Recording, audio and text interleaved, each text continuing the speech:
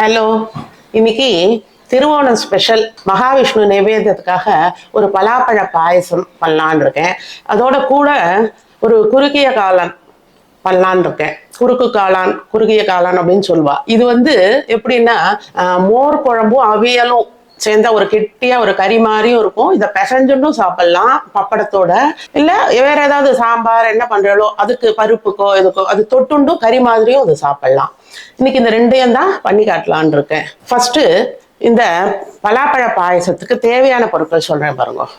ஒரு 1/4 கிலோ திட்டத்துக்கு பலாப்பழ கொட்டையெல்லாம் எடுத்த அப்புறம் ஒரு ஒரு 150 கிராம் தான் தேறி இருக்கு. இங்க பாருங்க. இதை குக்கர்ல ஒரு 2-3 விசில் விட்டு தண்ணி விடாம அப்படியே வேக வச்சிருக்கேன். அதுக்கு நாட்டு சக்கரை தான் போடுறேன். ஏன்னா இது ரொம்ப ஈஸியாவும் இருக்கு, உடம்புக்கு நல்லதுன்ற என்னமோ. இதை நம்ம கரைச்சி அதை வடிகட்டிலாம் பண்ண வேண்டாம் பாருங்க. அதனால நாட்டு சக்கரை, கொஞ்சம் சுக்கு பொடி, ஏலக்காய் பொடி, நெய் கொஞ்சம் கடைசியில போடுறதுக்கு நெய்ல வதக்கி இந்த தேங்காய் பல்லா கீறி வச்சிருக்கேன். அப்புறம் இதுக்கு என்னன்னா தேங்காய் பால் மஸ்ட். இதுக்கு நல்லா ஒரு பெரிய தேங்காய் எடுத்து முதல் பால் வெதுவெதுப்பான வெந்நீரை விட்டு இதை அரைச்சு வடிகட்டி எடுத்து வச்சிருக்கேன். இது 2வது பால்.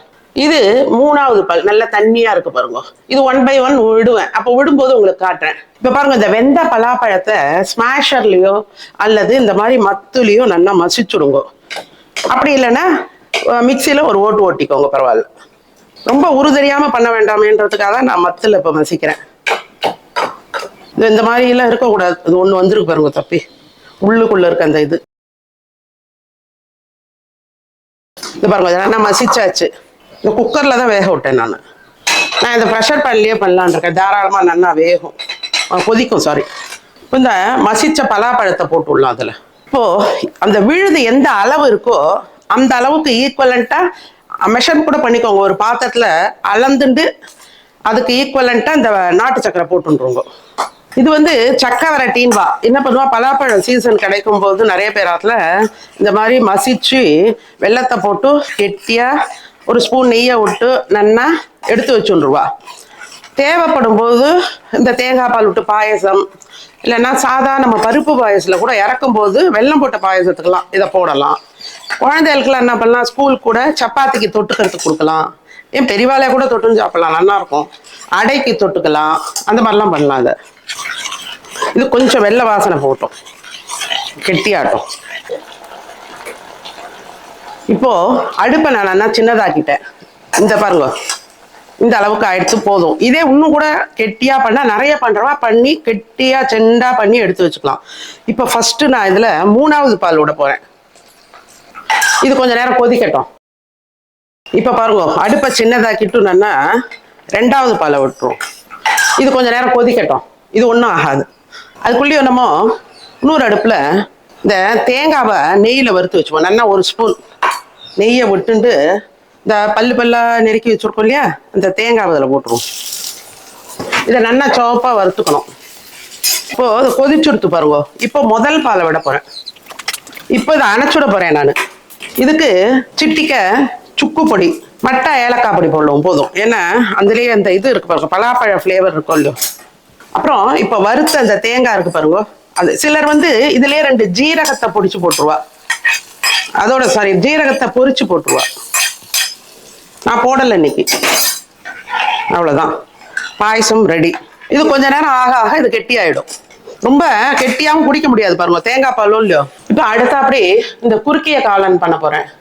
அதுக்கு தேவையான சாமான்கள் நான் இன்னைக்கு ஒரு 200 கிராம் திட்டத்துக்கு சேனக்கிழங்க கட் பண்ணி வேக வச்சிருக்கேன். அதோட ஒரே ஒரு வாழைக்காய் கிடைச்சா போட்டுக்கோங்க, இல்லைன்னா அந்த நேந்திரங்காய் எது கிடைக்கிறதோ அது.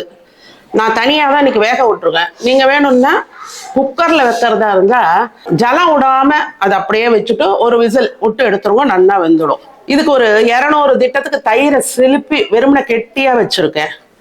உப்பு, அரைக்கிறதுக்கு தேங்காய், பச்சை மிளகா, மிளகு, இதை நம்ம அரைச்சி அதுல கொட்டணும். தாளிக்கிறதுக்கு கடுகு, உளுத்தம்பருப்பு, 2 சிகப்பு மிளகா, கருவேப்பிலை, அவ்வளவுதான் இதுக்கு தேவையான சாமான்கள். இதை நம்ம தேங்காய் எண்ணெயில தான் நீங்க தாளிக்கணும். இப்போ ஃபர்ஸ்ட் இதை அரைச்சுன்னு வந்துடுறேன் பாருங்க. தேங்காவை இந்த பாருங்க, ஏன்னா அரைமுடி தேங்காய் எடுத்துன்னு இருக்கேன். இதுக்கு காரத்துக்கு மிளகு, இந்த 2 பச்சை மிளகா, அவ்வளோதான். இதை அரைச்சுன்னு இருப்பேன். இப்போ பாருங்க, இதை அரைச்சுன்னு வந்துட்டேன் நல்லா. வானலி காஞ்ச உடனே நல்லா தேங்காய் எண்ணெய், இதுக்கு தேங்காய் எண்ணெய் தான் பண்ணணும், தாளிக்கிறதுக்கு விடணும். நல்லா 1 டேபிள் ஸ்பூன் விட்டுருக்கேன். ஒரு 1/2 ஸ்பூன் கடுகு. கடுகு வெடித்தோடனே ஒரு 1/2 ஸ்பூன் உளுத்தம் பருப்பு, 2 பட்டை மிளகா, கருவேப்பிலை, 2 பெருங்காய பொடி கொஞ்சம். இது வதங்கின உடனே இந்த காயை எடுத்து, வெந்த காயை அதில் போட்டுருவோம். போட்டு ஒரு பெரட்டிக்கலாம். இப்போ அந்த கெட்டியா கடைஞ்சி வச்சிருக்கோம் இல்லையா தயிரை, அதை விட்டுடுவோம். இப்போ இதை நல்லா குறுகணும். இந்த தயிர் வந்து கொஞ்சம் திரிஞ்ச மாதிரி ஆகி குறுகும். அதுக்கப்புறம் நம்ம இந்த அரைச்ச விழுத விட வேண்டியதுதான். இது குறுகட்டும். இதை பாருங்க. இப்போ பாருங்க, ஆல்ரெடி இந்த காயில் நான் உப்பு போட்டு வேக விட்டுருக்கேன். இப்போ அதுக்கு மேல் உப்பு, இந்த மோருக்கு தளவு போடணும் இல்லையா, அது போட்டிருக்கேன். எவ்வளோ குறுகி போயிருக்கு பாருங்க.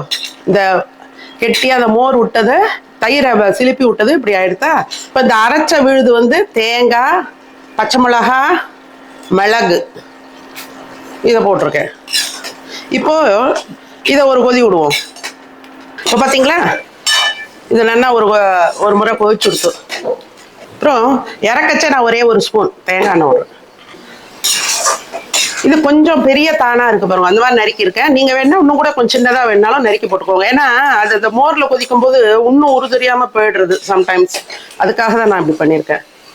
பச்சையா கொஞ்சம் கருவேப்பிலையை போட்டாச்சு, அவ்வளோதான். குறுகிய காளான் ரெடி. இப்போ வேற பாத்திரத்துக்கு இதை டிரான்ஸ்ஃபர் பண்ணிடலாம். இப்படிதான் இருக்கணும் அது. இந்த பாயசமும் இந்த குறுகிய காளானும் ரெடி ஆயிடுத்து பாருங்க. போன வருஷம் நாங்கள் வந்து பாலடை பிரதமனும் சதையன்னு ஒரு பாயசமும் பண்ணியிருந்தேன். நிறைய பேர் பார்த்துருந்தா. தேவைப்படுறவா கீழே லிங்க் தரோம், அது பாருங்க. அதுவும் ட்ரை பண்ணலாம், நல்லா இருக்கும், ரொம்ப நல்லா இருக்கும். அதுவும் அவியலும் பண்ணியிருக்கேன். மலபார் அவியலும் போட்டிருக்கேன், நம்ம தமிழ்நாட்டு அவியலும் பண்ணி காமிச்சிருக்கேன்.